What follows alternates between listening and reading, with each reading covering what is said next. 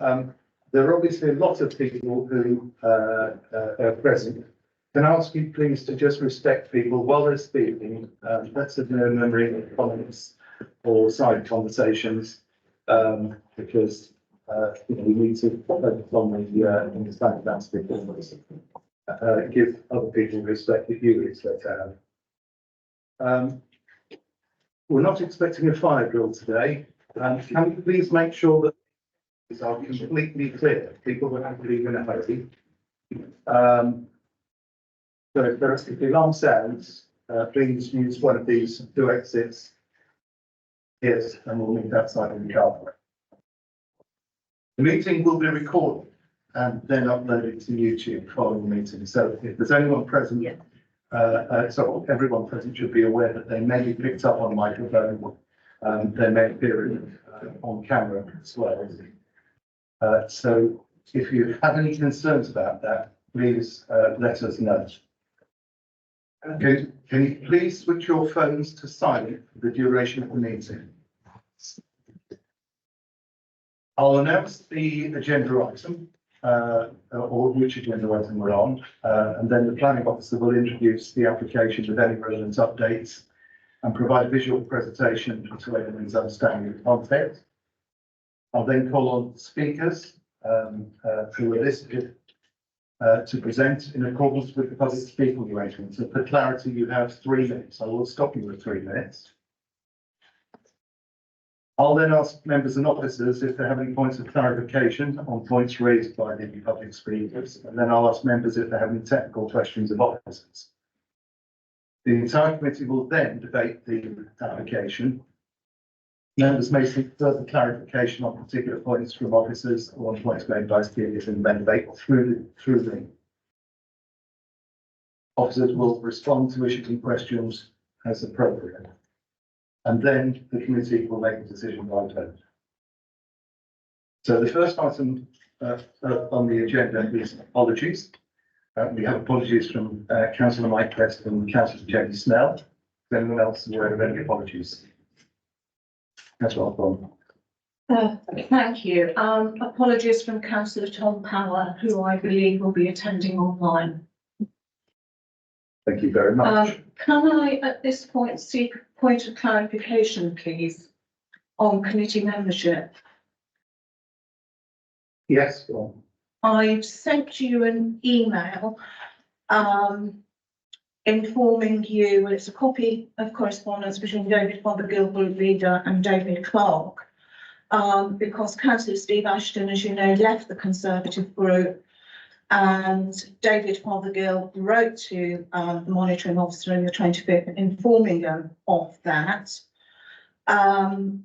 Okay, I'll stop you at that point. And I sent you a copy of the membership of this council is matter for full council, not this committee. And I was unaware of that correspondence. You know, also be my intro, so I'm unable to really respond to forward correspondence. But it's not within this committee to appoint its members. Thank you. I just thought I would raise it to your attention so you are aware, Chairman, as it's probably in the public interest as well.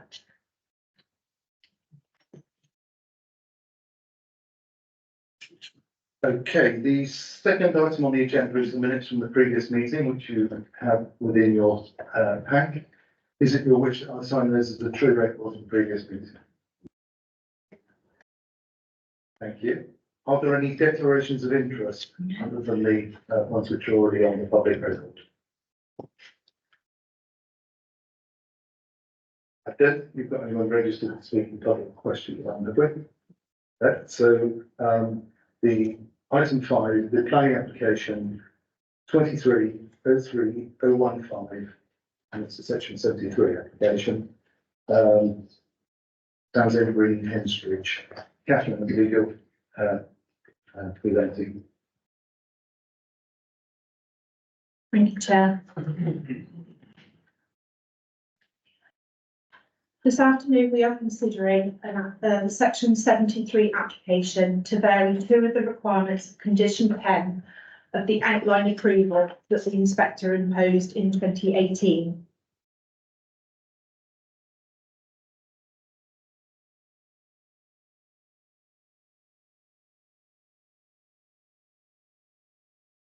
proposing steps.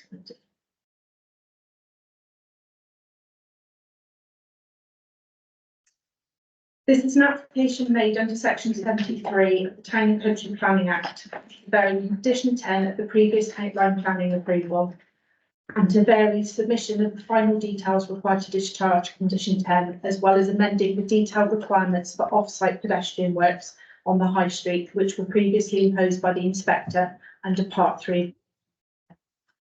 Members and residents will recall that the original design, including a traffic light controlled single carriageway and the construction of the pavement along the length of the High Street, has been found to be unworkable in technical details at the detailed audit stage, and therefore developers have continued to work with the Highways Authority to find a suitable alternative.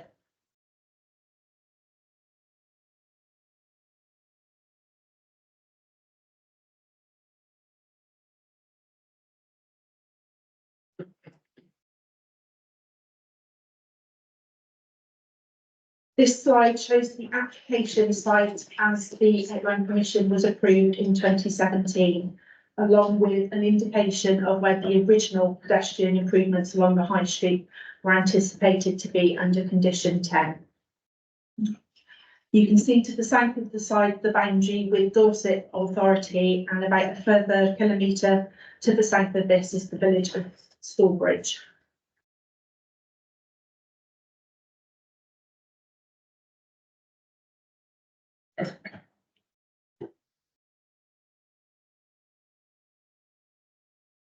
Since the report was written, we have had additional correspondence received in the department. We've had a letter from Henstridge Parish Council on the amended plans, who have confirmed that the amended plans do not address their previous concerns, and therefore that they still recommend that the application should be refused. In addition, since the report was prepared, we've had 33 additional letters of objection, which have been received up to 9 o'clock this morning.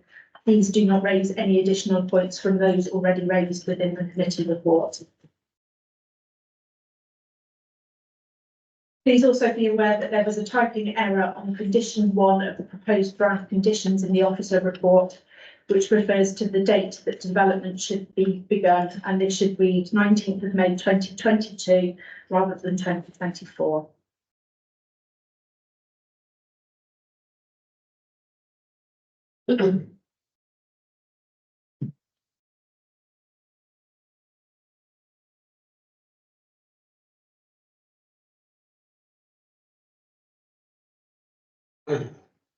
We'll do just waiting for these slides to appear.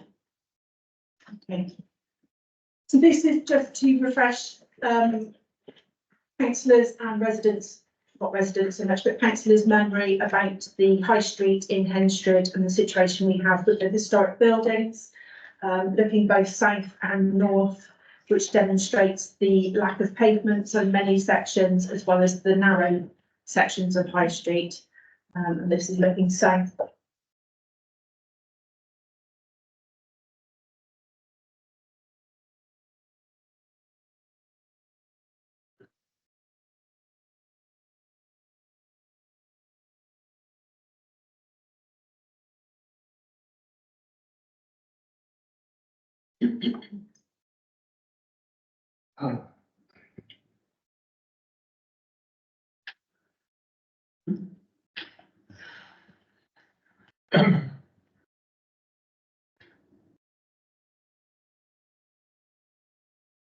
This plan of Henstridge shows the original area for pedestrian improvements as required by the planning inspector when he determined the appeal in 2018, as well as the additional second route that the inspector identified as potential for use by pedestrians along Furge Lane, Furge Grove and Church Street, which, although not the most direct route between points on the High Street, did provide an alternative route. As the map shows, we have the original area where High Street, where the proposed works have been focused, but now it also shows the potential location for works over and above what has already been conditioned in terms of tactile paving and additional signage. The two areas of proposed works to improve pedestrian safety can be divided into two main areas. The first concentrated around the High Street, where an installation of a 20 miles per hour speed restriction delineated by blocked paving at either end, and which will emphasise the change in road speed along with relevant road signage. These two lines will be at the northern end and at the southern end with the junction with Marsh Lane.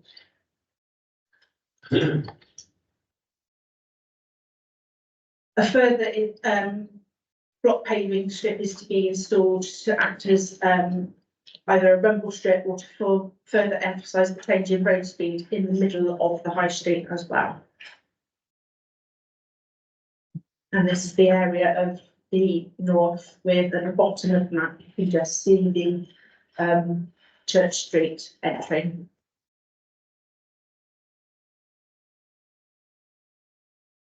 The introduction of the 20-mile-an-hour speed limit will also enable the creation of a single carriageway, which will be controlled through signage rather than, as previously proposed, through traffic lights or yellow boxes.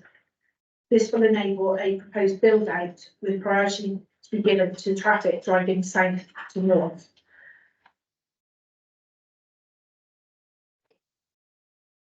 The proposed build-out will also enable a wider area of pedestrian pathway, not raised pavement, but pathway, to be provided at the front of Gable Cottage. In addition to the works along the High Street, the developers have also worked with the Highways Authority to provide some additional works along that second route, which was identified by the inspector along Furge Grove, Woodhays Road and Church Street, as well as the areas of tactile paving that were required by condition 10.1. The developers have also suggested works including speed reduction, granite features laid into the road to highlight narrower carriageways.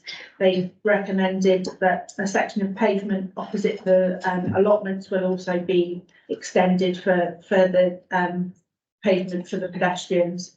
And street lighting along a section of pathway between Church Street and St Nicholas Close to enable more people to use that particular pathway.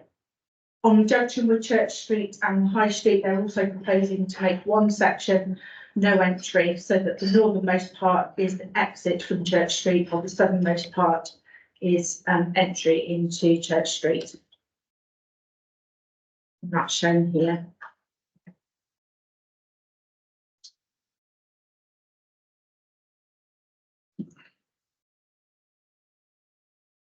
Members should be reminded, as outlined in the committee report, that the principle of development has already been established and cannot be taken away at this stage. So the key consideration in this application is highway safety and whether proposed altered details do provide an increase in pedestrian safety along the High Street, and therefore whether the proposed changes should be approved.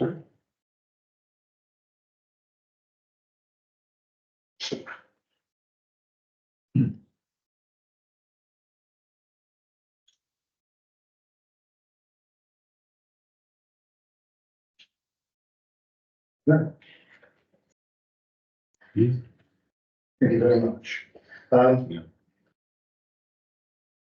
The first speaker I have down is Deborah Petheram.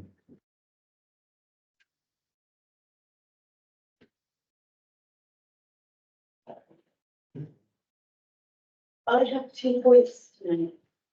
Firstly, and most importantly, I quote from the gov.uk/flexible options for planning permissions, paragraph 14, which states clearly that planning permission cannot be granted under section 73 to extend the time limit within which a development must be started.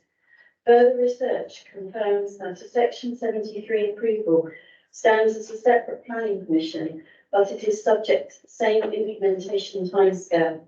It cannot extend the time from starting your permission. What is proposed is a clear violation of the planning process by asking for an extension of time to start the site before the condition 10.3 has been satisfied and signed off.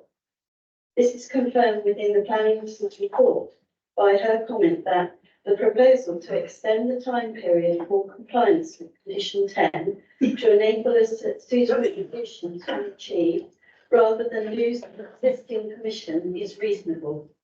This would be a fundamental change against the inspector's decision, and the applicants have had 6 years by which to comply with this very valid condition of safety. It is not reasonable. It is in fact illegal and will be open to judicial review. Members should be mindful of this when making their decision. The inspector in his report considered there was clear justification for applying this condition of safety and that it was fundamental to the development in its setting. Without it, it would have been necessary to refuse the application because it failed to pass both the National Planning Policy Framework and the Local Plan Policy TA52 in terms of its sustainability in providing a safe and secure access for all to the local facilities, contrary to the planning officer's report. The grounds of safety for pedestrians must remain a key consideration in terms of the planning process, as reflected in TA5. The inspector was specific, and by his use of words, no development shall take place until further research indicates that this is considered to be a true condition precedent going right to the heart of the planning commission. It's important to note here that when the applicants purchased the land, they would have been made fully aware of the decision that came with it and the attached conditions. In summary, what they are seeking to do should absolutely not be allowed. They have been trying to find ways to fulfil the pedestrian safety conditions since 2018 and none has been found. I therefore ask that you reject this application in its entirety for the reasons I've given. Thank you very much.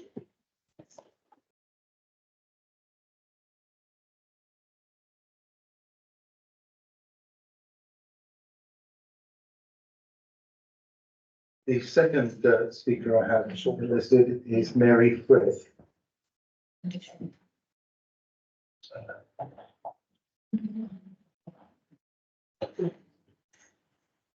My name is Mary Frith. I'm registered as disabled and I live at the narrowest part of the High Street at the Paint Point. This latest proposal from the developer has not addressed the concern which I spoke about at the last meeting, that my views were taken seriously and assisted in the outcome. Most of what is proposed already takes place voluntarily. Drivers give way where needed. However, I frequently witness lorries coming from opposite directions, trying to squeeze through a gap too narrow, with neither one wanting to give way. This leads to a build-up of traffic behind, and eventually one of them has to try to reverse along with whatever vehicles are behind. This is a common sight since they do not have a clear view of the road. Our high street is narrow, crooked, and have multiple driveways leading to groups of setback houses. The main difference is the creation of pavements and barrier to give a priority system outside my house. Unfortunately, this makes more problems than it solves. When HGVs swing out into the northward lane, this will cause the rear of the roads to encroach across the pavement. It is quite unexpected when rear road load of a lorry swings towards you as it turns. It will create very dangerous situation for pedestrians on such a narrow path of roadway. Pitchers has no gas supply, so I use oil and wood for heating. When my oil is delivered, the lorries have to stop in the road, maneuver across both lanes, and reverse along the driveway, which is next to my neighbour's house. Wood deliveries have to come through my front door. So it is very important that I have a parking area outside my house for this, and also to offload shopping and to load and unload my walker with such necessary items as my glasses, medications, etc. Position of the proposed bollards at the pit point means that I will not be able to park my car where I do. Proposed was spent idling in the high street either side of my house. This would increase dangerous air above no pollution by overcome and lead to an increase of my breathing problems. I have already had to move my downstairs alarm due to it constantly going on. I have a letter from my doctor stating, quote, it's important for Mrs. Frith's ongoing independence and quality of life that she is able to park close to her home, and I will be grateful if this can be taken into consideration, end quote. I urge the council not to implement this scheme, which would cause a decrease in my level of safety, enjoyment and independence. Thank you.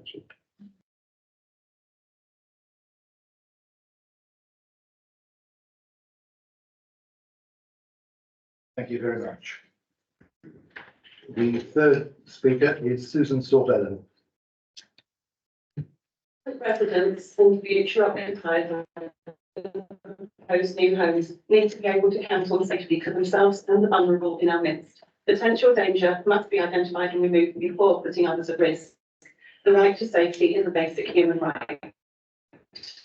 I live in Waverley Farm Court, which incorporates the row of houses running between Furge Lane and the funeral parlour, directly opposite Sheila's Cottage and Cotton Corner House. There is no footpath in front, and the developer has stated they cannot provide new pavement at this section of the High Street. This corner of the crossroads has very poor visibility to the right when emerging from Furge Lane onto the High Street, so safe crossing is. Should the proposed scheme be implemented, the tailback of vehicles from the priority point would lead to even worse sightlines in either direction, hence serious and increased danger. Our homes are struck by vehicles on a regular basis. By failing to provide a footpath, coupled with the proposed installation of the priority system commencing at the funeral parlour, unacceptable danger is created, which is in direct contravention of sections 115 and 116 of the National Planning Policy Framework. During my morning drive, I pass pedestrians, including parents with lots of little children, walking in the centre of Birch Grove Church Lane. Rules 205 to 208 of the Highway Code state cars should allow at least 2 metres of space when overtaking a pedestrian walking in the road. The developer suggests that adding 8 metres of pavement and road handsets is adequate.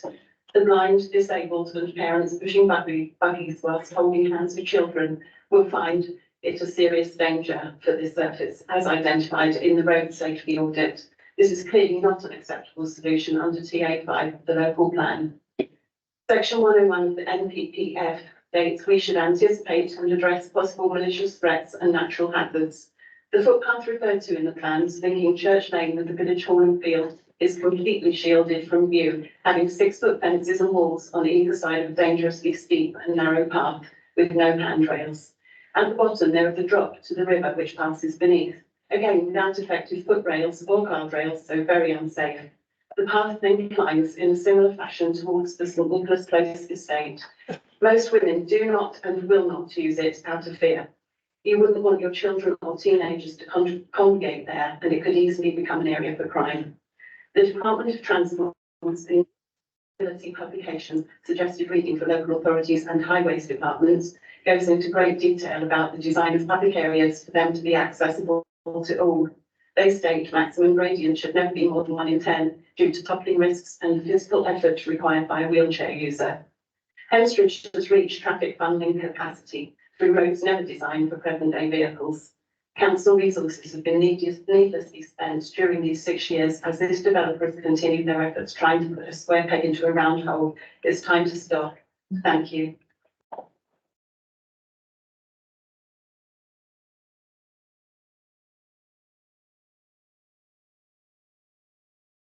Thank you very much. The fourth speaker is Mr. Keith Waterhouse. My name is Keith Waterhouse. I hope the committee have had an idea of Hemstridge, or at least taken advantage of the copies of the videos that have been provided.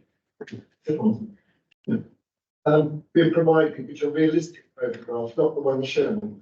My objection to this 11th proposal is that it fails on safety that developers have had 6 years to achieve. For 53 years, I've been a coach driver, an HGV Class 1 driver, and have driven in most of Britain and Europe. I have major concerns over this scheme. I live in the village and witness the issues faced as a driver and a pedestrian that affects me and my family. With my experience, I commented on this ill thought out scheme for present and future pedestrian safety. With a proposal, a southbound commercial vehicle will negotiate the congestion as they round the bend and enter the high street and approach a proposed holding point and yield sign. This is a mark on the road with a sign which is impossible to enforce, as sighted of opposing traffic is impossible to prove. I believe the driver will get to this point, and if it looks clear due to time schedules, not even stop. Local large steel lorries, agricultural machines and car transporters frequent this route and can measure over 18 metres long, excluding hanging over loads, and are usually 2.54 metres wide, plus their mirrors. So two HGVs equals 5.1 metres. Important to remember this measurement. The road at this point is 5.5 metres wide, just enough for two large vehicles to cautiously pass. From the yield point, there is no visibility past the bend in the high street. The view would be worse for the many foreign left-hand driver vehicles that also pass through. The holding point, and including the proposed pedestrian pathway and bollards, the road width reduces to only 4 metres. Once moving from the yield point, the driver is then committed, but has no idea of what's coming. Large vehicles will be able to pass, not able to pass, even trucks delivering heating oil, food, rubbish collection, ambulances or other emergency services. The driver will need to keep very tight to the near side against the pedestrians and bollards to be able to pass across. If a commercial vehicle does appear, the nearest point to pass is around the bend at Cobden Corner, which the northbound driver had already passed. So reversing is essential for someone involving pedestrians, protected houses, cyclists and following cars. There will be tremendous queues, frustration, noise and pollution for the stationary vehicles and severe danger risk to pedestrians caught in it. Whilst vehicles reverse and eventually pass one another, a rat run will appear around the back lanes, which is narrow pavement, that's single track and places on dangerous bends with school kids, parents and prannies and dog walkers. The bollards will require regular replacement as vehicles damage them trying to pass. People's properties will be damaged without probably knowing who caused it. Then everyone will look to the council, highways committee or traffic people to do with Can I ask you to draw your? in my opinion, this scheme will never work, but people at even more risk. I urge the committee to reject the request that had 6 years to achieve. Thank you, Councillor.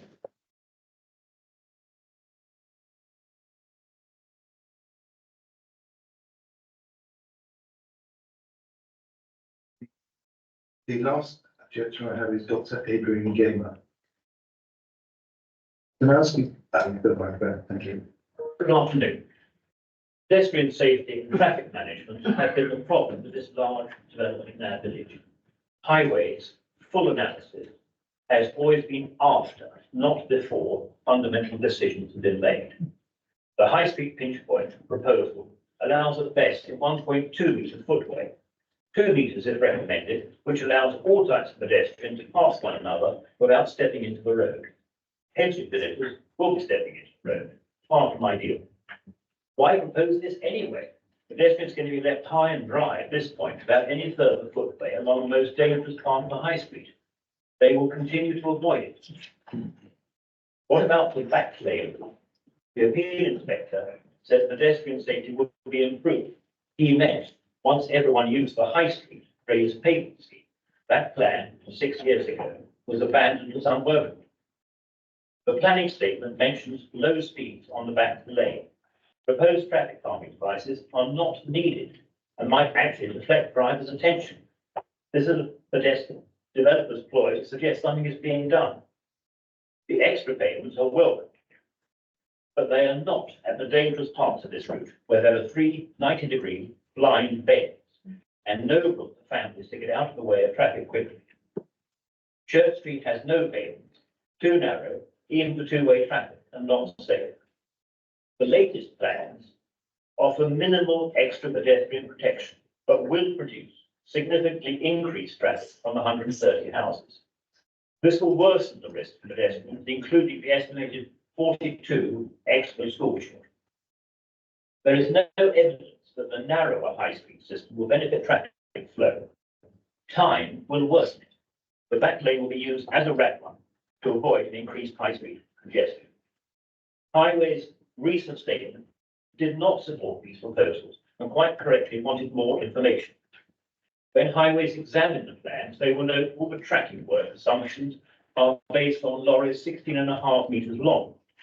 But 18 meters is allowed and even 20 meters for agricultural vehicles and steel low loaders. We are surrounded by farms and, surprise, surprise, we have 2 steel yards. Planners are suggesting permission would be granted all over again. Councillors refused it 6 years ago, and the good reasons haven't changed. An appeal inspector then and now, with the full facts, would not recommend 130 houses at this site. The appeal condition has not been met, nor Somerset's TA5 policy. The developers must not be allowed to rewrite an appeal condition and start work just because their planning permission is expiring. Please refuse this proposal. Thank you for hearing us all.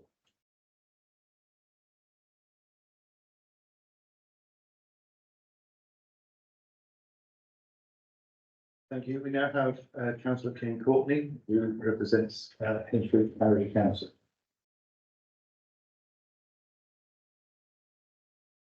Good afternoon, Chairman and councillors.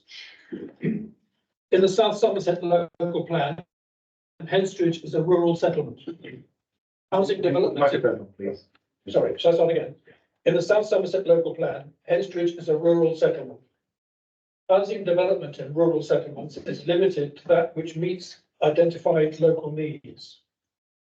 The 130 houses development does not accord with policies SS1, SS2, SS5 and TA5 of the plan. At the 2018 appeal, South Somerset's failure to achieve a 5-year housing land supply tilted the balance towards a presumption in favour of sustainable development. But the National Planning Policy Framework states that permission should not be granted if adverse impacts of doing so would significantly outweigh the benefits. The appeal decision states that South Somerset District Council and the applicant had reached agreement on highway safety measures, which included a footpath along the whole of the high street. Your officer's report quotes from the appeal decision that this would be necessary in the interest of highway safety and accessibility. Somerset Highways Authority has stated that the inspector made his decision on the back of flawed information. If he was aware of this, we do not believe that he would have granted the appeal. We cannot accept that improvement for half the length of the high street meets the appeal decision requirements. Road users and residents would still face significant danger travelling from south to north of the village. If present and future residents of Henstridge cannot safely access village facilities by cycle and on foot, the development of 130 houses would not be sustainable and therefore fails the requirement of the National Planning Policy Framework. We do not agree that the scheme proposed by this application for Furge Grove and Church Street, without effectively discouraging vehicular through traffic, provides an acceptable alternative safe route, particularly for children. The narrow roads with inadequate footpaths, blind bends and narrow pinch points in the face of increasing traffic volumes do not provide a safe environment. This large housing development was imposed on us by the 2018 appeal. We were led to believe that the unsafe pedestrian situation in our high street would be addressed as a condition. Henstridge Parish Council strongly recommends that this Section 73 application is refused. Thank you very much, Joe.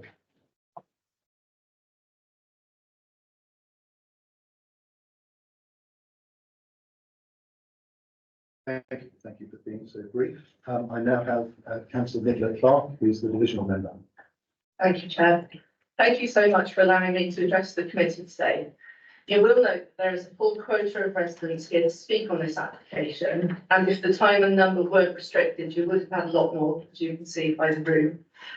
These are residents who have major concerns about the future of the safety of their community. These concerns are not merely speculative, they are grounded in fact and with an acute understanding of the implication for our community's well-being. Thinking about the footpath proposed in the plans, linking Church Lane with the recreation ground of Village Hall. As mentioned by Susan, this path presents numerous safety hazards. Steep gradients, lack of handrails, and inadequate visibility pose significant risks to pedestrians, particularly those with mobility impairments and children. Local parents have contacted me to speak of their concern over this proposed route. This directly contravenes the NPPF's emphasis on creating accessible and safe transport networks for all members of society. Furthermore, as you heard from Mary, the proposed traffic management system raises concerns about increased idling times for vehicles in the high street. This not only contributes to elevated levels of noise and air pollution, but also again undermines pedestrian safety. The very scheme that is meant to be designed to enhance safety will actually render the high street less safe, not more. The proposed scheme will increase pinch points for large vehicles, as you will have heard from Keith and Adrian. At the very least, this will cause damage to bollards and properties, which in turn will pose financial burdens on the council for remedial works, and again, is a compromise on safety. I will also note that the photos that the committee was showing show no traffic at all, which is absolutely not an accurate representation of travelling through Henstridge High Street. As per Deborah's comments, there is concern that failure to fulfil appeal conditions and comply with local planning policies undermines the integrity of the development process.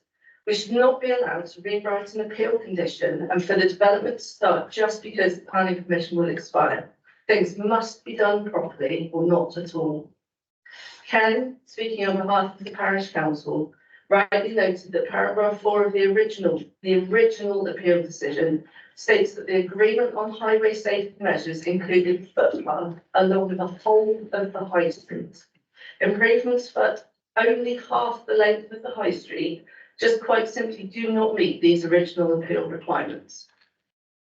It is therefore evident that the proposed development falls short of the standards set out by the NPPF and our local planning policies.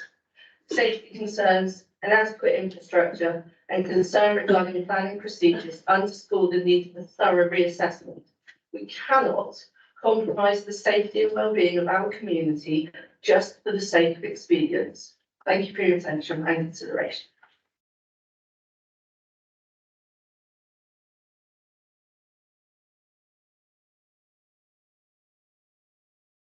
Thank you very much, and thank you for keeping to time.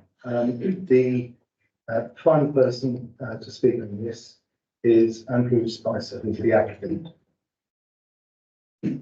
Chair. Thank you. Can you make your way to the microphone? Right.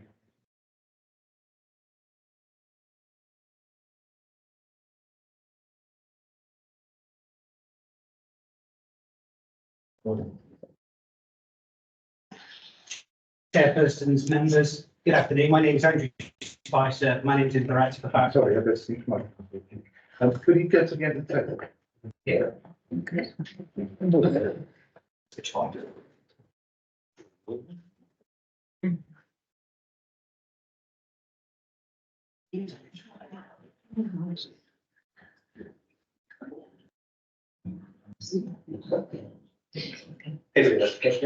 I was expecting you to get sorry into the taste, all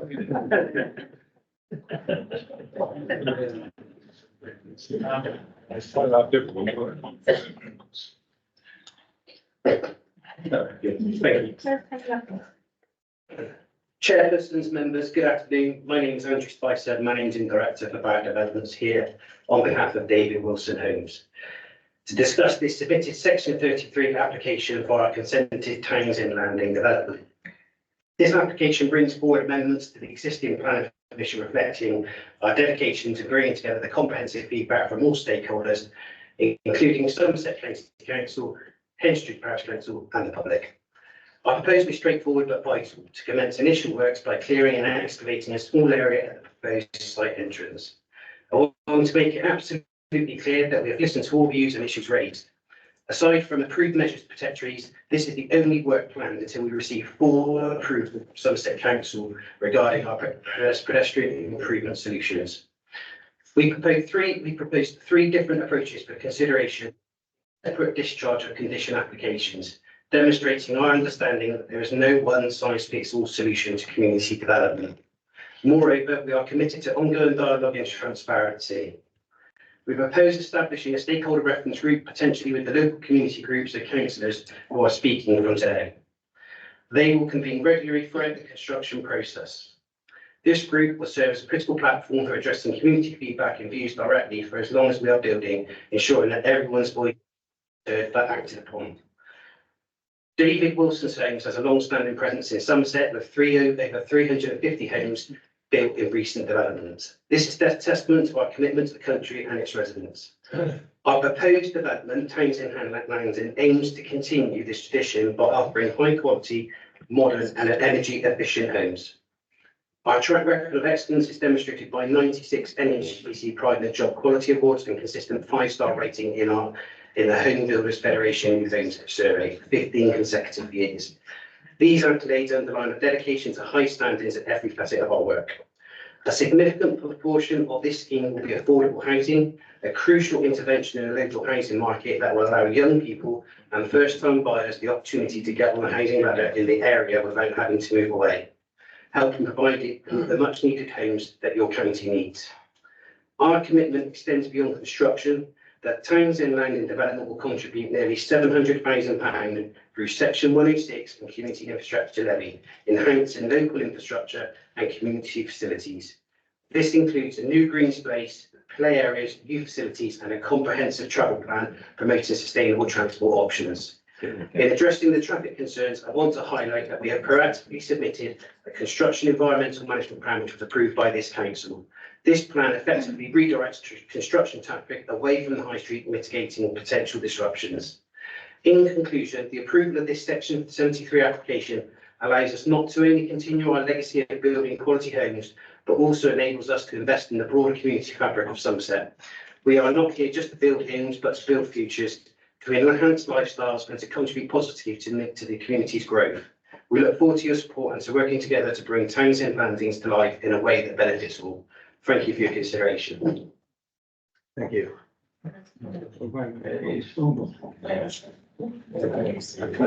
to just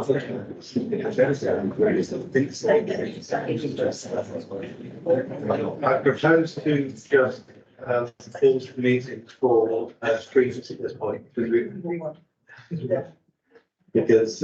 just control the officers.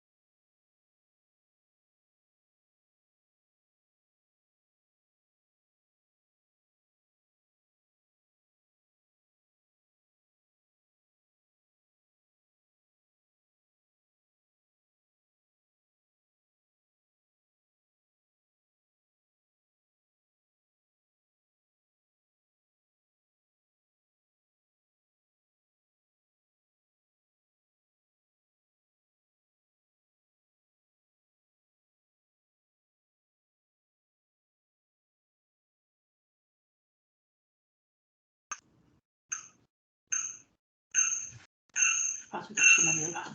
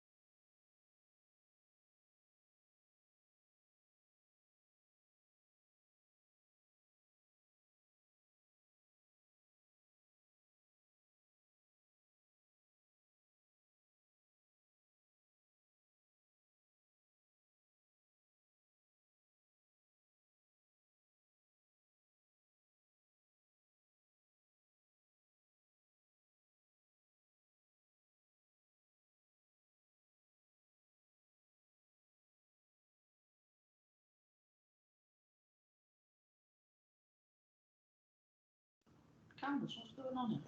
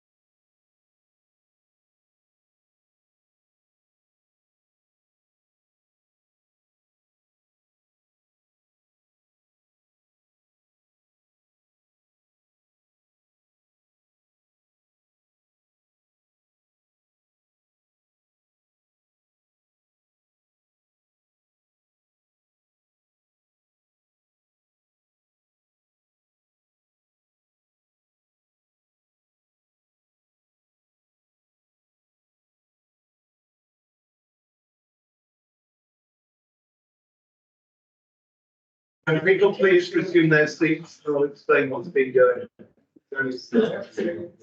Okay.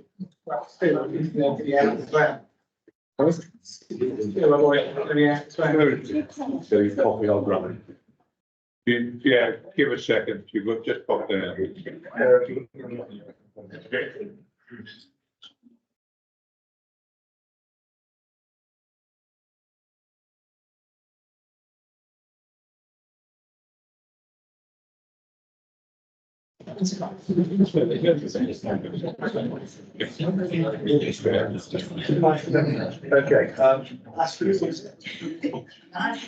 so what has happened is that during the course of the meeting, we became aware of a decision which had been taken earlier, that Councillor Steve Ashton was not a member of the committee. The actual notice reached me during this committee at 2:30, which I think is very unsatisfactory, but it is unfortunately binding. So we will proceed without Councillor Ashton. There has been one further removal from the committee, Councillor Jenny Snell, who has been replaced by Councillor Kevin Messenger, who is not here to replace him, presumably for the same reason.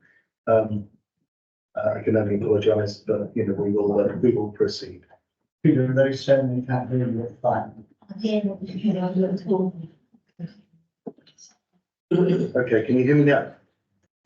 Not very well. Can you hear me now? Yeah. Can anyone hear me through the speaker? Yeah. Okay, try this. Can you hear me now? All right, following the microphone mode it is. Right, so we will proceed. Now, we've had the presentations from the speakers. I will now ask members if they have any, sorry, I'll ask the officer first, whether she wants to respond to any of the points raised by the speakers.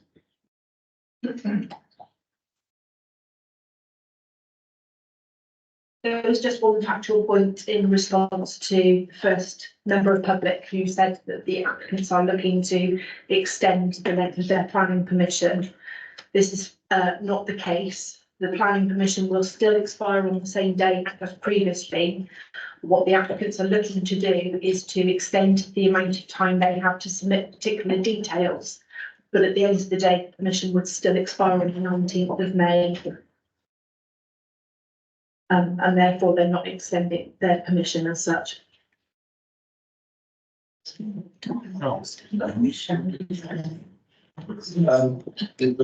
got a technical question on that, which I will lead with, and I suspect Councillor Osborne just in face is probably about the same, in the same space, and that is, as I understand it, they have until that date in order to agree the technical details in any case, so there's no actual extensions to that. What they're asking for is a change to the criteria to allow them to commence development on site. Is that not correct?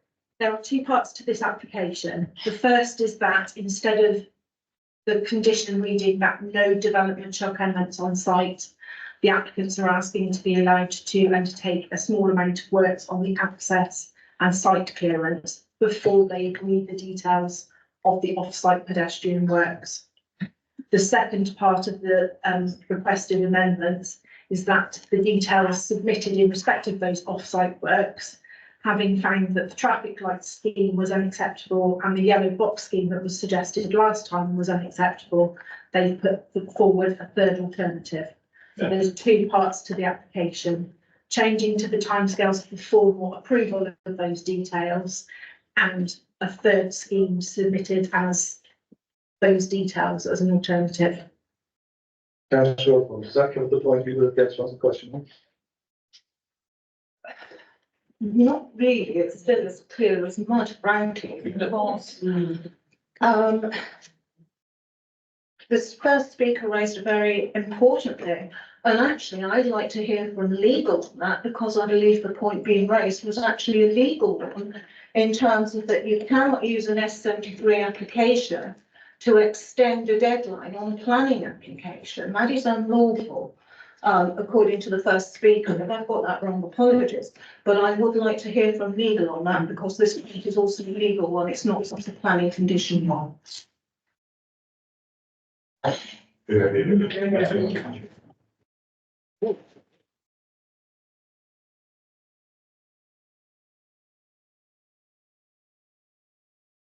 You can't use the section 73. Sorry. Me as well.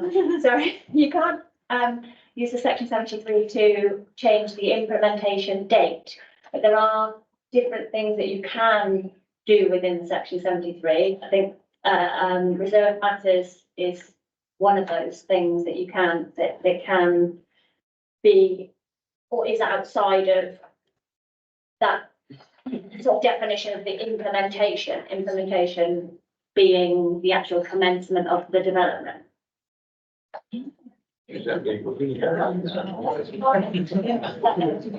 So just for clarity, I think what you said was that the implementation date stays the same in this section 73, so that is not extending any dates. Yeah.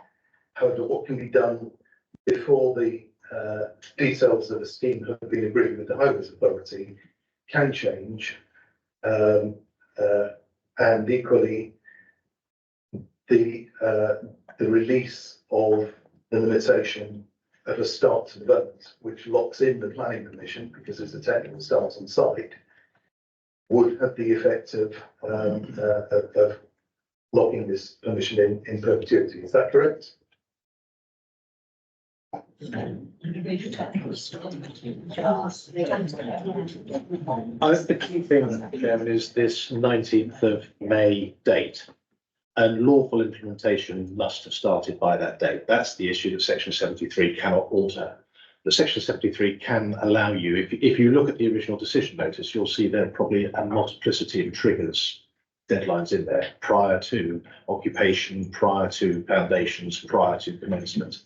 Those are the changes that you can alter because they are about the technical solutions, which may, I mean, again, section 73 is applicable to just every planning application you can submit, not just controversial ones. So as I said, the alteration of a trigger on a particular condition may be completely uncontroversial and not material. So those are the ones that you can change using section 73. The key thing is that a lawful start must have been made on site on the 19th of May. Okay, does anyone have any other technical questions on the presentations by the speakers? I'm not sure it should count as technical. Hang on. Yeah, you're on. I'm not sure it will count as technical.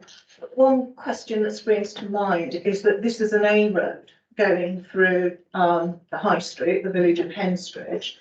You're proposing a 20-mile-an-hour speed reduction, and you're also proposing to put in a basically what used to be sort of known as chicanes or contras, whatever, where you have the priority signalised system, which is totally voluntary. Have the police been consulted? And if not, why not? If they were consulted, why is there no mention of their response in this report? I'm going to ask our highways officer who's online to answer that question, please. Adam, are you around to answer that, please? I am here. Can you hear me? Yes, we can. Right. With regard to consultation with the constabulary as part of the planning, we wouldn't do that as a matter of course. That would come through the planning authority. You are the planning authority.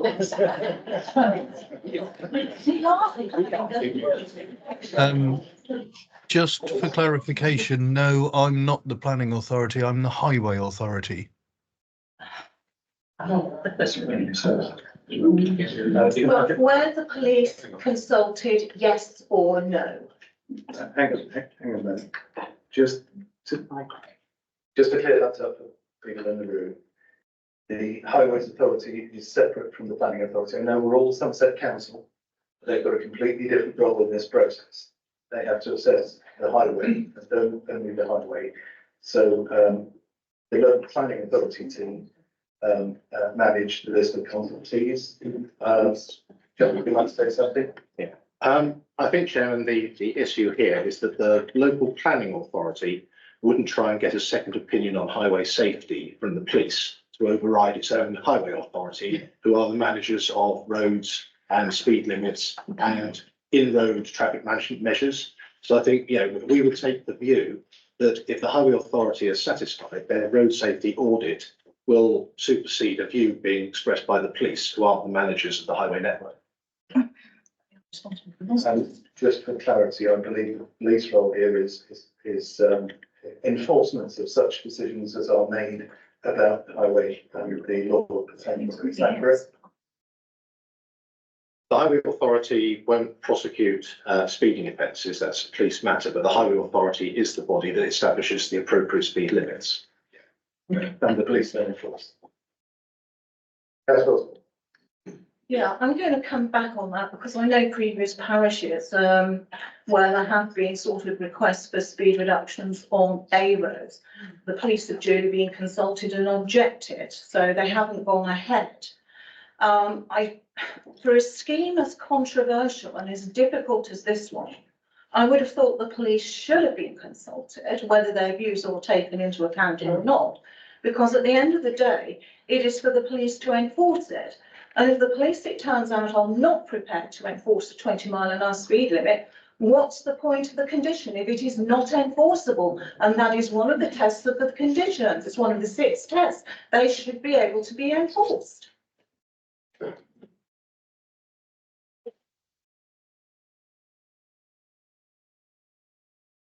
That's okay. Thank you, Chair. Thank you, Chair.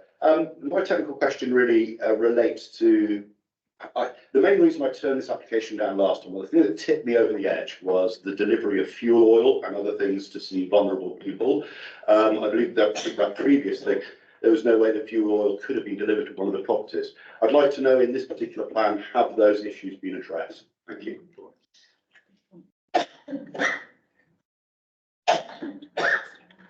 The yellow boxes that were the problem with the last application have been removed, so it doesn't prevent delivery vehicles loading or so forth stopping on the highway now.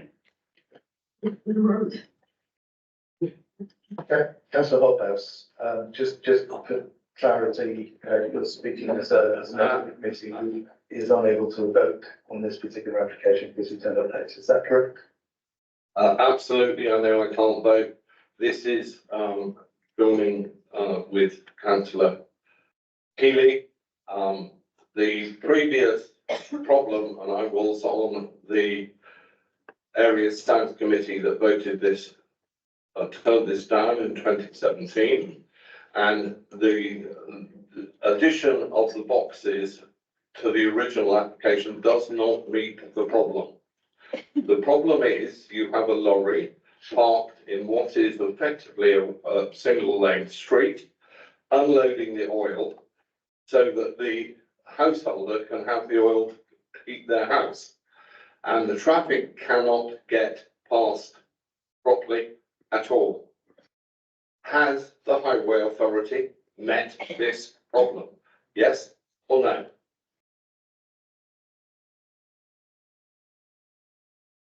Adam, would you like to respond to that?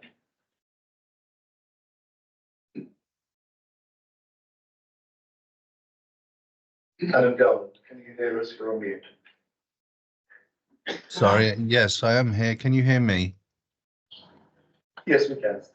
Right, okay.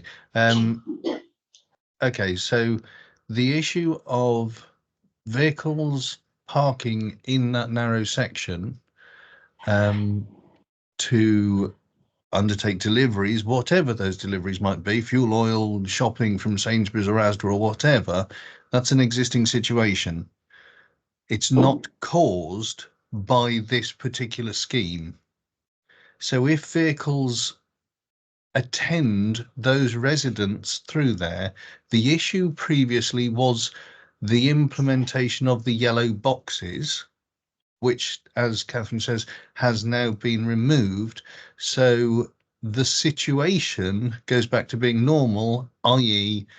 existing vehicles delivering existing materials to existing residences.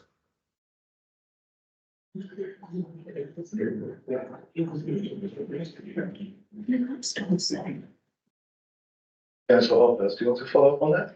Absolutely. The whole argument is about the increased traffic due to the 130 houses.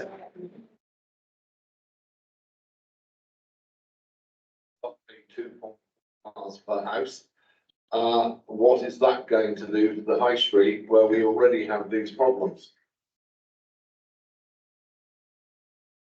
If I may, Mr. Chairman, I'll come back on that. Yeah, obviously there will be an increase in traffic. However, the scheme as now presented has been through another road safety audit, and the auditors did not raise any issues over existing parked vehicles being affected by that additional traffic.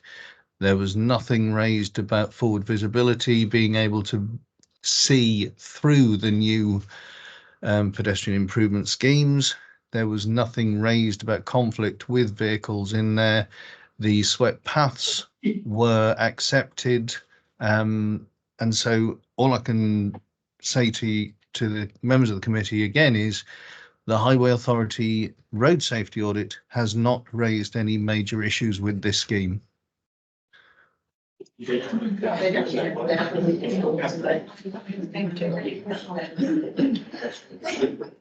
we have any further technical questions? Councillor Webb. Yes, thank you. After we rejected this application at the last occasion, we have now got apparently a new scheme. Frankly, I haven't been convinced by the paperwork or by anything, because I haven't seen it on screen, the differences that have been made to make this acceptable. Can we have outlined by the planner, please, the differences between what we're hearing today and what we dealt with on the last occasion, or whenever it was, a few months ago, please, because I'm not clear.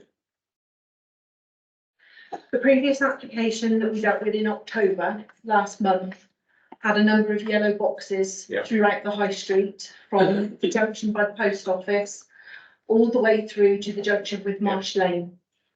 Those yellow boxes have been removed, and instead we now have a signage controlled single carriageway rather than yellow boxes, and a build out in a similar fashion to the front of Gable Cottage.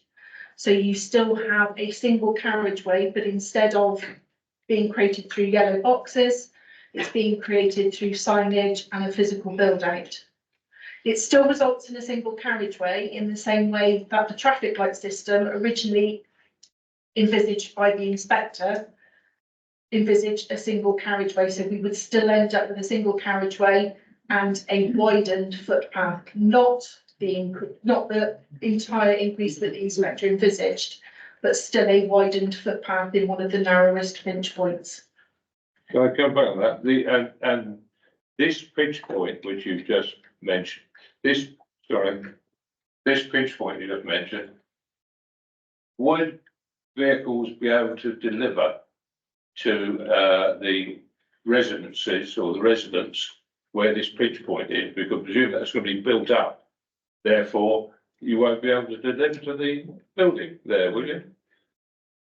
If it's one of these narrowing schemes, I presume, when you say pinch point. It does take it to a single carriageway in the same way as the traffic light system did.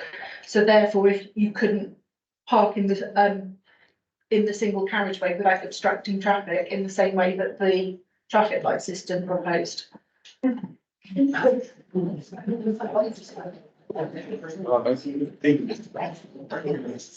Same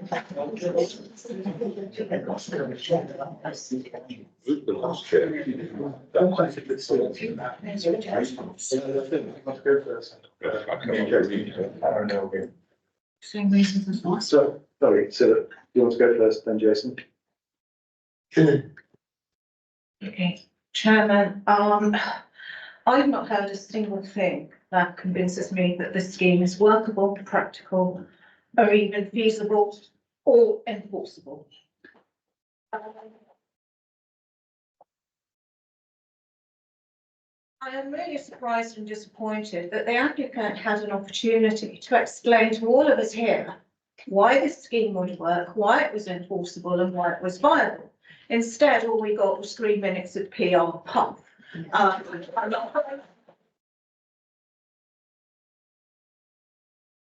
Not acceptable, and I would have expected more in terms of persuading us that this scheme is the right one and this is the best they can do at three attempts. There's a good question here. Yes, there is actually a question. I just thought I'd make that comment in there, Chairman, because I think it is important to do that we haven't heard We're in questions. the other side. The question I would have is on page 27, 28, we have comments from the Highways Authority dated the 8th of February 2024. They raise a number of concerns and issues and conclude that on page 28 at the bottom, at the present time, quote unquote, we are therefore unable to offer a formal recommendation. And it's quite a comprehensive paragraph if you read it. By the time it gets to the 10th of April 2024, it's almost like a repeat ferret, as though all their objections have gone away. They've suddenly all been satisfied, but there is no detail in this report as to exactly how they've been satisfied and why. And suddenly the valid concerns of residents aren't even recognised anymore. Have they suddenly become invalid, and if so, why? Okay, I think that's one for. Just slowing the process down with your applause. We understand where you sit on these matters. Adam Dunn, would you like to respond to that? Yes, obviously through the planning process, we raised those issues initially because of lack of information. The ongoing process, as you heard earlier, the developer has been negotiating with the different authorities in question. We were presented with more information. We got the road safety audits back, which then meant we were in a position to state, as in the later recommendations and later emails and things, that the information finally received was sufficient to remove our concerns. And as I've just been through, like the road safety audit, no major concerns were raised, so we were able to remove those comments. Thank you. Councillor Baker. Yeah, I just want to check. So we had the scheme with the traffic lights, but because of the pavement were widened, it meant that properties where the pavement was widened, so the traffic light system would work, couldn't have deliveries, and we turned it down. So then we had a different system, different application where we put yellow boxes in instead, which created the same problem that you couldn't get deliveries because that was there. And now we're just going to widen the pavement and dig it into a single carriageway through this one, which is actually not going to do anything different than the yellow boxes did. Because it still seems to be that wherever you build out the pavement to turn into a single carriageway, you're still not really park there to do the deliveries. Claire, would you like to take that now? The traffic light scheme, which was submitted by the developers just prior to the decision being made at appeal, when it was technically audited by the Highways Authority after that appeal was granted, the Highways Authority found that it was not technically possible to build that due to various issues such as levels of pavements and so forth. So it's had to be discounted. Then we get to the stage of the application we considered last October, where they tried to find an alternative to be able to create a wider footpath for pedestrians and looked at the various options to try and accommodate that. But the traffic light scheme was discounted because of various issues such as levels, flooding, the position of signage and so forth interfering with the carriageways and so forth. Just before we come back, Adam, do you have anything to add to that? Or was that exhaustive?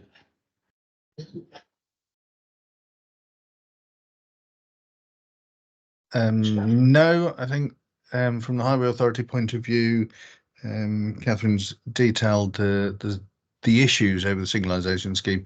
And although I would like to just confirm once and for all, the traffic signalised scheme was not implemented as a condition on the back of audits and assessments from the Highway Authority.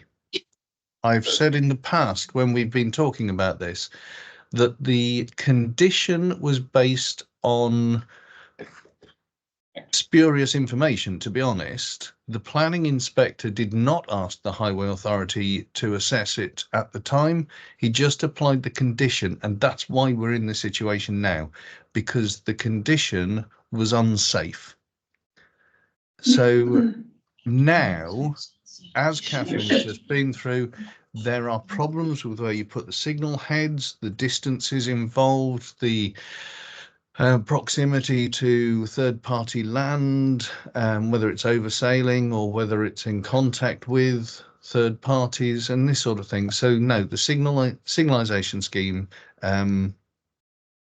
is not feasible on positioning of infrastructure and safety grounds because you get conflict between approaching vehicles.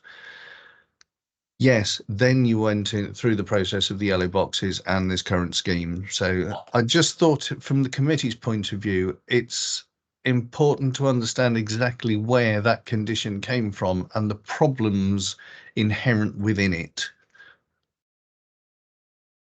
Thank you. Councillor Baker. Thank you. So moving on from the traffic light, the yellow boxes, we didn't approve that application because it caused problems with the deliveries and properties where the yellow boxes were. Is the narrowing of the road by building out the pavement still going to cause problems for delivering of those properties? I don't see the difference. You have both of them, you're going to now cause the same problem. Adam, do you want to take that one? No, like we said, the assessments and the audits we've undertaken, there would still be space either side of those build outs and the narrowed section, because ultimately the scheme is not removing land from the highway. So the existing width would still be available in certain positions for the vehicles to pull up as they do now. The problem with the yellow boxes was a legal matter as to the vehicles that were lawful in stopping within those yellow boxes. And if you recall at the last committee meeting when we were talking about the yellow boxes, we went through a list and it was things like bomb disposals and ambulances, police vehicles and stuff that could lawfully stop within the yellow box. And that's why the yellow box was removed at the time. But now, because those build outs are not all the way through the scheme, there will still be existing highway for delivery vehicles to wait for those few minutes temporary positioning whilst they're delivering their materials and things. Thank you, Councillor Baker. The only comment I'd make is what I agree with that for Sainsbury's and Asda this, well, I'm guessing anyone that wants oil delivered, parking 20 extra foot up the road may mean they can't have the oil delivered because you have to be within a certain distance. Not rather than just let that ride up. Adam, do you want to respond to that 20 metres up the road point? I'm sorry, Mr. Chairman. Councillor Baker broke up a minute there. Sorry, would you mind just repeating the question? My question was that whilst that works for the Asda and Sainsbury's deliveries, if you're having a delivery of heating oil, you have to be within a certain distance of the tank. If we've got a build up that's say 20 metres outside of property, it could mean that that property is no longer able to receive that form of delivery.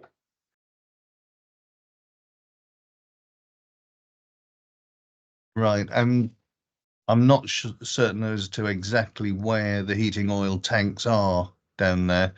But the build out itself is not a huge sort of construction through there. It's of limited size, so I presume the pipes for the heating oil vehicles would still be able to stretch. Councillor Hophouse. Thank you, Mr. Chairman. We've now heard three solutions trying to deal with a road which is too narrow to put two lorries past each other in the centre of this village. I wish to ask Adam exactly how he intends to get two lorries past each other in the middle of this village. Well, this is, as we've said before, the taking it down to a single lane and having priority flow sections with signage. Any vehicle approaching those is instructed by the signage and the lining on the roads. If vehicles are approaching, one of them will have priority, and you enter the environment of having that sort of tidal flow, and therefore you only get one vehicle trying to go through the narrow section rather than the existing, which is, as Councillor Hobhouse rightly points out, is the two vehicles approaching each other. When the scheme is in place, you will only have one vehicle trying to go through at any one time. And all I can do, committee members, is repeat, we have undertaken a road safety audit on this matter and there were no problems envisaged.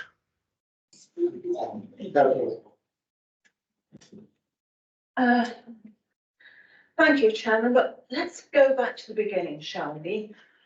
And I do have a question, which is... Start the question, please. I don't want another long speech. You're not going to get a long speech on this occasion, but if a highways officer realised that the implementation of that condition was unsound, why was nothing said at the time? Because it could have been judicially quashed.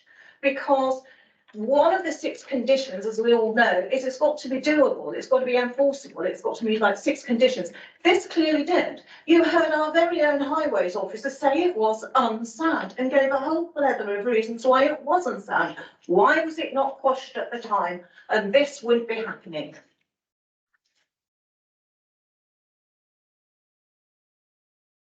I'm just thinking, John, do you want to go that one? Because I think that's at your pay grade. It's a difficult one to answer because nobody who was involved in the application at the time is in the building or in the authority. So the rationale between discussions between the Highways Authority and the case officers at the time are, well, available to us. The point is, nobody did challenge it. The decision was issued. It's beyond judicial review period, and we are where we are. And it wasn't this authority that took the decision that way, was it? It was the Secretary of State. So it would be. Going to call it? It was an appeal, wasn't it, that allowed the. There was support. It didn't go to court. It was an appeal decision. It would be open to either of the then councils if they had so chosen to pursue a judicial review. But as I said, it's total speculation now as to what review was given to that decision and that technical document when it was issued by PINS. But it's not a matter before it's actual thought. So I think you had your answer. I don't want to hear anything further on that particular thing. Do we have any other questions? I've got one, which is, could you please remind us of the test against which the variations of conditions at the meetings?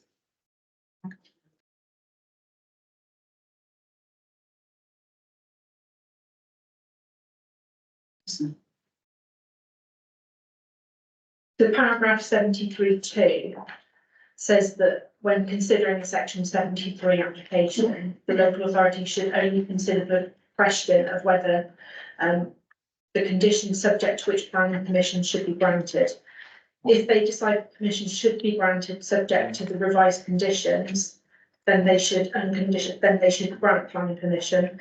If they decide the planning permission should not be granted subject to the same conditions, then they should simply refuse. That wasn't quite the question, that's the process. My recollection is previous briefings have included words such as the condition must have ceased its planning purpose, for example. Does that ring a bell? That's more to do with section 106 agreements that you can only discharge them if they've ceased to have a planning purpose. With conditions, you know, there is a reality with planning conditions that there will be many ways to discharge a planning condition. And again, you need to think that it's a process that exists to allow the alteration to any planning condition on any permission, not the issue we're simply focusing on now. So there are many alternative solutions that can be brought forward to amend a planning permission where, you know, what relates to SUDS or landscaping materials. We're simply dealing with one which has got a very technical background to it, but the flexibility is there to come forward with an alternative solution. What it allows us to do is say, would the scheme be acceptable with this alternative in the same way that the original solution would be acceptable? Can I take you back to the inspector's report and the wording that he used? My reading of that was that he sought a specific purpose in imposing the condition in the way that he did, which was that he required that the Highways Authority be satisfied with the proposed scheme prior to discharge of the condition, and that he had, for some reason rather unusually, deliberately taken the step of saying no development should happen on site until that condition was discharged. It seems to me that he was very clearly after a purpose there, which was to make sure that there was a feasible and legal scheme, even though he had bitten on a particular scheme which didn't have the backing of the Highways Authority. I can see the argument that says we should be seeking to find a scheme if there is one available. But there's a separate issue of that the scheme should have been approved by the Highways Authority prior to commencement of works on site. And we have that issue before us as well. Is it also your reading that the inspector had intended that no work should take place on site until a feasible scheme had Highways Authority approved? The original condition 10 does state that no development shall take place until a scheme for pedestrian improvements has been submitted to and approved in writing by the local authority. And that's why they're seeking to change that to allow certain amount of works before submitting the details for approval. So the details will still need to be submitted before the whole development is commenced, but they're asking for the initial site clearance and initial laying out of the access onto Woodhouse Road. Do we normally, as an authority, impose such a tight condition where there's no start on site permissible at all before the Highways Authority has agreed the external works? Because it seems to me that this is a little bit letting the horse out into the field. Once you've made a start, the permission is locked in. Principle of development is locked in and a permission given, which rather changes the balance of power between local planning authority and the developer in terms of negotiations. Is it our normal practice to allow any start on site if there are matters such as the off-site highways to handle? The tests for applying precedent conditions are that, in your view, there's no alternative trigger that would be appropriate. And that will usually come down to issues including safety, but also things that could not be subsequently resolved. So, for instance, things like doing archaeological evaluations require you to be doing that before you start putting in foundation. So it's a condition precedent. Tree protection similarly is one that could come forward for that. So it is not unusual to see this brought forward as a condition precedent. That doesn't mean if somebody has said to the inspector at the time, what about the construction of a junction, for instance, or the laying out of an access, would that be acceptable? They are triggers that are used quite often these days because we are discouraged from applying too many condition precedents. There are a lot of conditions now that will talk about foundations so that they are not stopping development. So there's a sort of a mindset within DLUC around enabling development rather than stopping it. So the condition precedent is there for only those things that you couldn't retrofit, or those things which go to the heart of the consent. So it is perfectly legitimate, but that doesn't mean that if you look at the submission they've made about a limited amount of work, if you can't find that that would have caused a severe residual harm on the highway, which is the highway test, the question is actually, what is your rationale for saying we move the trigger by what could be, a month's worth of work or 2 weeks worth of work in reality, compared to the no commencement of anything. So that's kind of the conundrum you've got with that trigger, because the trigger is moving it by the scheme of development, a very small margin, but it is moving it away from implementation. On the point you make about the balanced power, I think that would be discounted because they still have to discharge the condition, and there will still be an enforcement power to say you haven't discharged a condition, and therefore we have the ability to serve breach of condition notices on the developers. And in terms of solicitors acquiring houses, you have that issue that the condition has not been discharged, so there's always a gap in the back of the mind. So bottom line is, they are there for things like highways where there's a safety issue underlying it, but that doesn't preclude you considering an alternative trigger if you consider that actually there is no severe residual harm, which is the test that Adam has to apply. I'm assuming Councillor Oldham was It's your question exactly, Mr. Chairman. I wish to remind the Chief Planning Officer of Fox's Run, where the failure to carry out the condition allowed Fox's Run to be commenced, and the same thing will apply to this. If that condition stays in place, this planning application will fall. And there is a fundamental point here about the condition that the inspector put on and the date that the the developer should have started this and hasn't, so he's in trouble and he's now trying to get rid of the condition or delay that condition. Can you explain why that's not a major consideration? The planning authority's position is not that it is out at all costs to stop development. So if the highway authority are happy with the change to the trigger the condition, we will see no reason to run counter to that, because as I said, it's not our position that we are anti this development. We are providing impartial advice to the committee, recognising this is an unpopular case, but that is not actually a planning test. Can I come straight back on that? It seems to me from the officer's report that the Highways Authority are broadly happy with the scheme which is actually proposed, and that why isn't an agreement in place, thus discharging condition 10 of the appeal conditions? The conditions, that there are 3 conditional submissions that are in front of, or we have consulted our highways colleagues. I understand that we're still awaiting their formal response on those. There are legal judgments around implementing something which is approved as a discharge of condition after the event. We haven't reached that point yet, but there are legal tests that cover that point as well.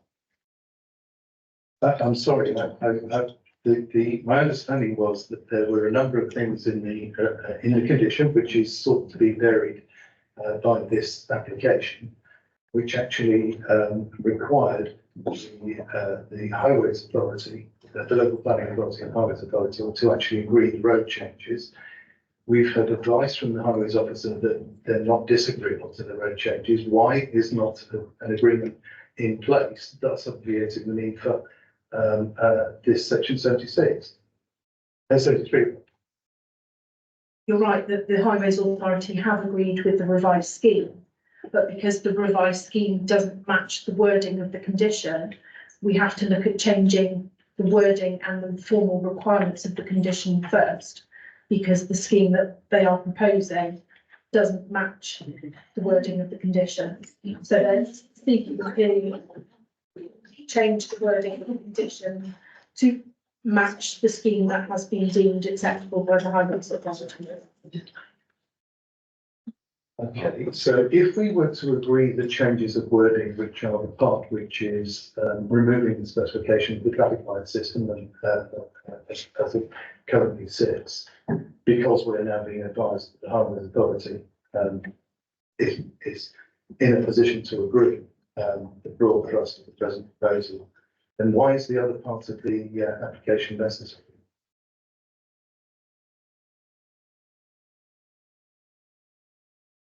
It may not be entirely necessary if the change to the wording of the condition is agreed.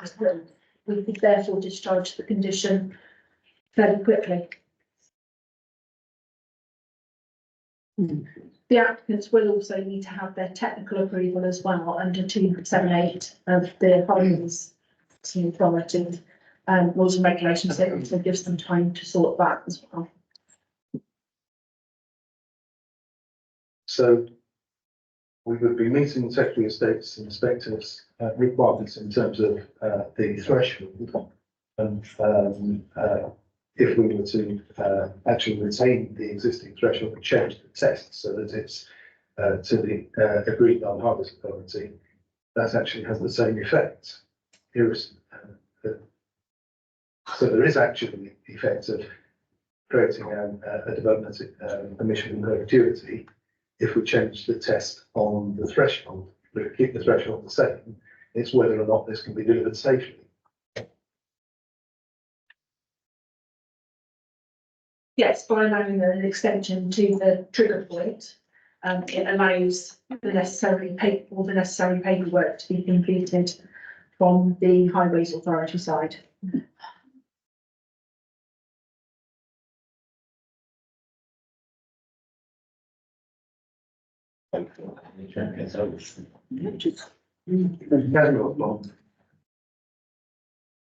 Sorry, Chairman, just a little point. Condition 08, no development, and then it goes into brackets, save for works in respect of clearance, laying out and digging works as shown on plan 501-40301, commencement worksheet revision. That seems to be the exception to no development shall take place until a scheme for pedestrian improvements, etc. If that clause remains, don't do the works that are listed here, clearance, laying out and digging works as shown on those plans, would that then constitute a technical start, which would then mean that the planning becomes extant in perpetuity? Yes. Can I add a follow-up? Are there any parts of that which do not constitute development?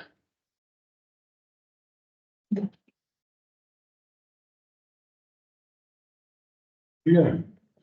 It would be a matter of consideration, but I would suggest that potential interference with the site really not to make out that works that would be undertaken and possibly laying out as well, because that's not huge. Can I just check the report, please? Sorry,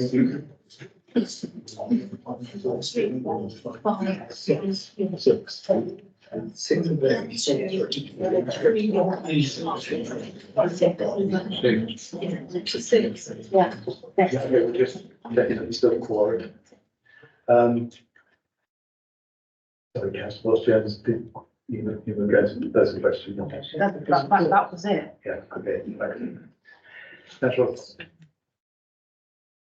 Just to clarify and to confirm, so if condition 8 was to remain as stated, and my screen has decided it wants to update, then we would be agreeing a technical start on this development, which means that that planning would become extant and therefore in perpetuity. That's all we've got to do. No, you would be agreeing a level of work that would be able to be undertaken before they could submit the details. So if they got beyond that work that was stated in the condition and had still not submitted those details and had them approved, then they would be in breach of condition. So they have to basically the whole scheme by the same date either way, is that correct? The first condition requires that they do nothing on site prior to having that condition formally discharged by the local authority. If the committee were to accept the condition as proposed, they would be able to do works in respect of clearance, laying out and digging for the work shown on that drawing in relation to the access, and no more before they submitted and had approved those details in writing. I'm sorry, I'm struggling a little bit with this and thinking, are you saying that they cannot discharge? Can we please be quiet? It's hard enough without murmuring in the background. The trigger point for the condition, the applicants are seeking to change. The trigger point is currently that no development at all will commence on site. They are asking that the trigger point becomes that it is after a certain amount of work as shown on that drawing. So they can do the work shown on that drawing and no more prior to having the information discharged by condition. Okay, I'll try and answer this question in the way that can't be meaning out. The day after this date, if they have cleared and created an entrance, and they have still not reached a point of agreement with the Highways Authority that allows you to discharge the condition, have they a valid permission on the site? I think that's where I mentioned that there are certain legal tests that are applied. They're being run through the High Court. So if the applicant has conditional submissions in front of the Highways Authority, which Highways are probably happy with or possibly happy with, but they haven't discharged it, and the developer goes on site and undertakes works to implement that scheme, at that point in time, they don't have a consent because they don't have the condition approved.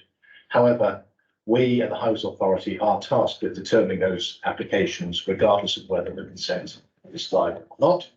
And if we grant approval, we've retrospectively effectively approved that style on site. I think the point that Councillor Osborne was making is that the issue with condition 8 is it allows for a start to happen. So yes, you're right, it does fix the commission. It then requires a stop until the works are consented. So it doesn't allow the development to proceed unhindered, but it does allow the implementation bit, which fixes the commission. So in plain English, Chairman, it is indeed a technical start. And in which case, I don't know how the committee is going to go on, but would it not make sense to remove the bracketed wording? We take out, save for works in respect to clearance and doing that is taken out, then there is no doubt. And condition 8 reads, no development shall take place until a scheme for pedestrian improvements, etc., has been submitted. We take that out for the avoidance of doubt. Would you, is it possible to that? Is it within the committee's remit to partially approve the rest of it? But we need to probably vote on the rest. Yeah.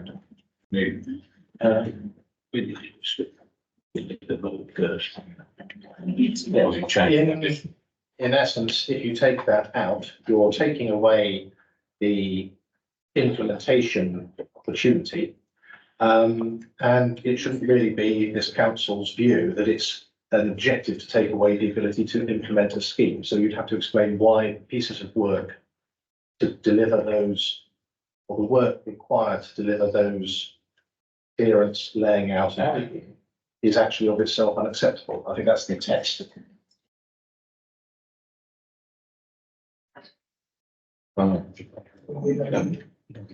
Okay, do we have any more questions? Okay, in that case, I think I'm going to move to the debate on this matter. Councillor Osborne, would you like to lead us off? Why not? Yeah, I seem to have asked quite a lot of questions on this. The reason I've asked a lot of questions is because I find it extremely troubling. I find it troubling that an inspector had the power to saddle this council and its communities with a clause that is unreasonable, unworkable, unenforceable, and all the other ums. And we are all left to pick up the bits and mop up the mess. Because no one spotted it within 42 days, the opportunity for a judicial review was lost, even if the council took itself to judicial review to actually quash the condition, because it just ain't going to work. And one of the things about conditions being acceptable, they must also be implementable. And if they are not, and they are required to make the development acceptable, which in this case was why this condition was imposed, if it cannot be met, then the application should be refused. So the inspector should have refused it in the first place, and we shouldn't be all sitting here today trying to mop up what is essentially an unholy mess. It's a mess for this council, it's a mess for residents, and it's also, dare I say it, a mess for the developer. So I'm afraid that the solution proposed does not convince me. I think you're going from one set of problems to another. The fundamental problem remains. You haven't consulted the police on the 20 miles an hour, so there's no chance that that will get enforced. So who the hell is going to enforce it? No one knows practically. There hasn't been any modelling on how this voluntary right-of-way scheme is going to work. What happens if two vehicles get it wrong and meet in the middle? Has anyone modelled the impact of the rat running on those side runs? Because it won't just be pedestrians using them to avoid the high street. When there's a block, people switch on their sat-navs and they will use the back roads as rat runs, which will increase the risk to the residents of those side streets. Has that been taken into account? I don't see anything in this report that shows that it does. Need I say more? But I would propose that we refuse this application based on the original terms that we refused the first one. This takes us no further forward. It makes no progress. And that is all you need to, and that is all you need to say. And that is all you need to say fundamentally. The risks remain to pedestrians. The risk remains to the rights of those people that already live on that high street, because there isn't any pavement and their front doors go on there. The impact on the residential community of future and existing developers because of the unintended consequences of what this could bring. So I propose, Chairman, that we refuse this application, mainly on the terms we refused the last one, that it isn't workable and there's no evidence that it will improve pedestrian safety whatsoever. In fact, there is a risk with the increased traffic coming on that road through the increased developments in Stallbridge and no consultation with the next door LPA, it could actually make it worse. And I'm afraid, in all conscience, I cannot support this. Understood.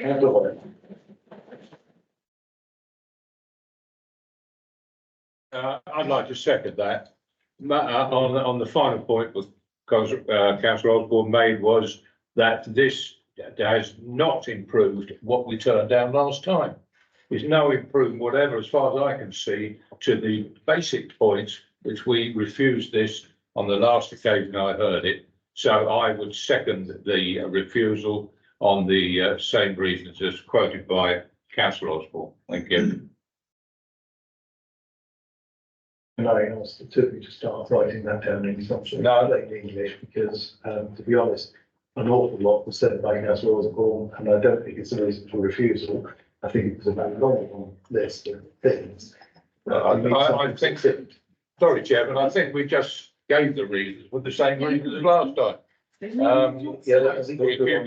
you could read it, well, if you'd like the officer to read it out to us, the refusal last time, then we can agree it. Councillor Kenton. Thank you. Could I just perhaps suggest that we say that it would not improve the traffic situation within the village, and that we had, I think that's something similar last time, so it wouldn't have to be so wordy, and it's just not going to improve it, which is what the inspectors require of it. It's not even inspecting. Yeah, I'm not putting this in. Councillor Hopkins, I know you're not voting on this, but that situation because of the debate. Thank you, Mr. Chairman. I thoroughly agree with what's been said already. Having been looking at this since 2017, I honestly don't understand how you are going to put more houses in this village with the traffic problem. Almost certainly there's a member or number of members of the 356 Society, which is the group of people that have been looking at this road for years and years and years. Councillor Kenton, is there anything you want to contribute? Nothing really, Chair. I think Councillor Hobhouse has said a lot of it. We've been seeing this come through this area south for many, many years, and it's a pinch point in itself. I know the road, and if you remind me, I've got to say this about her disablement, the disabled people walking along. A person is good, but a person sometimes needs a carer, which makes two people. But I've got nothing else to add, so. Chair. So the question we were posed at the beginning is whether it increases public safety. So I wrote this down, and this is what the notes have been based around. No, I don't think it does increase public safety. My papers clearly state that it's accepted that this is not a perfect solution. I don't think there's going to be a perfect solution here. I commend the members of the public, what a lovely area you live in, and I think that anybody living in your area would be welcome and be part of a massive community, and I love seeing you here today, so thank you for coming. So today I will be putting the health and safety, the public safety of the residents of the forefront of my decision, and I will be agreeing with Councillor Osborne. Councillor Berger. Yeah, I think from the comments I made earlier, I don't think anything has changed from the last application, other than instead of boxes, we're going to have build-outs with signage. I don't see how this has improved the safety for anyone in the village. That's all.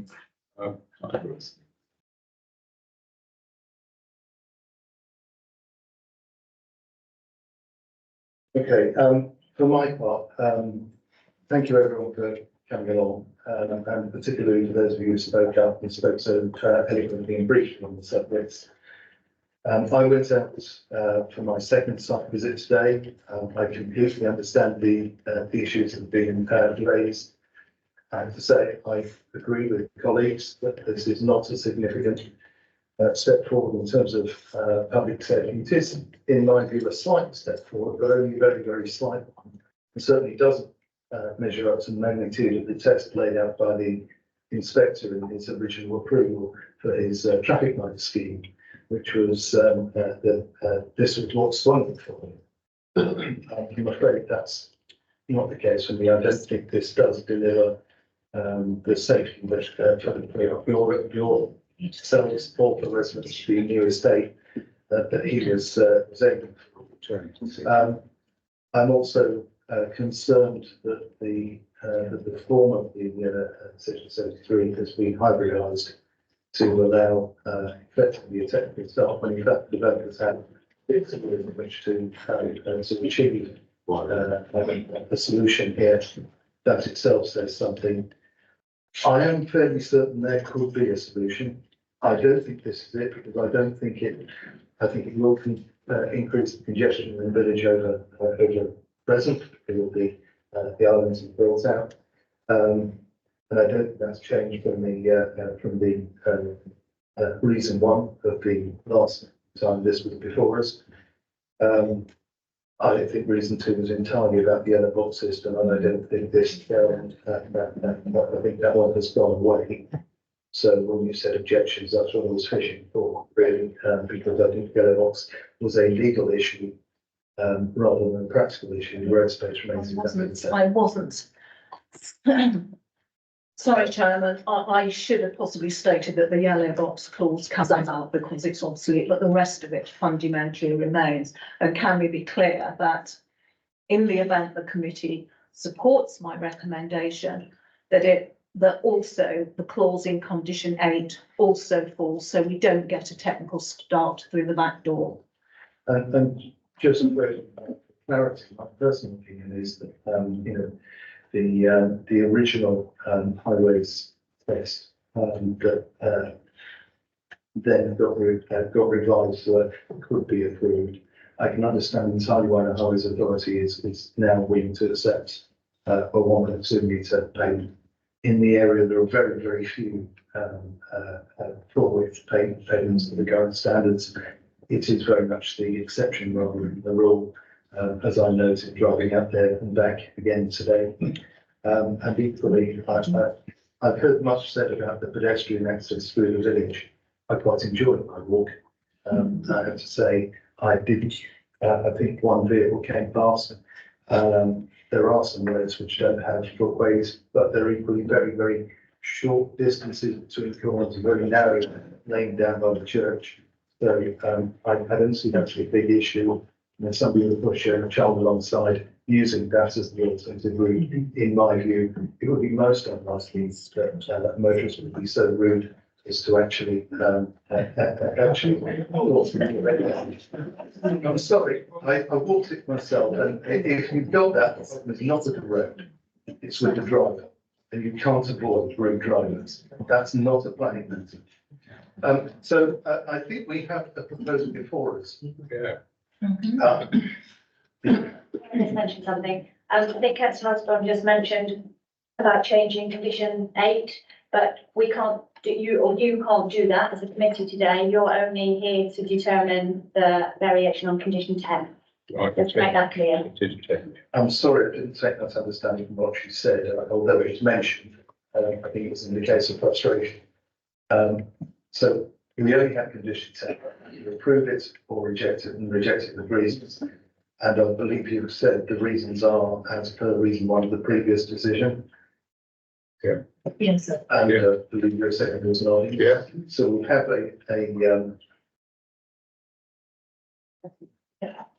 so just for clarity.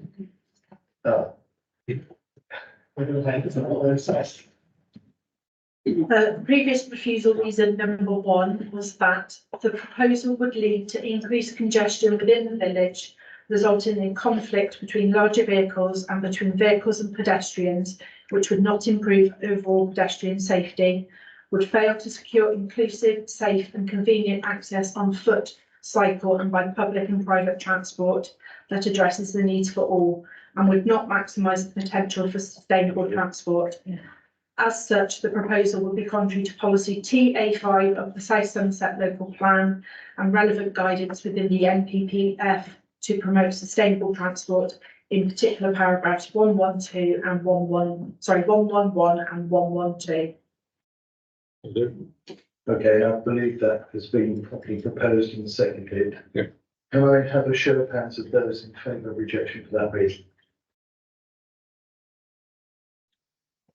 That's unanimous. Thank you very much. And thank you everybody for attending today. There are some further matters on the agenda. Bear with us while we deal with those. And that's simply the appeals to a couple of appeals, including a whole bunch of local things, so you know, we're just really helping detail. Thank you very much. Thank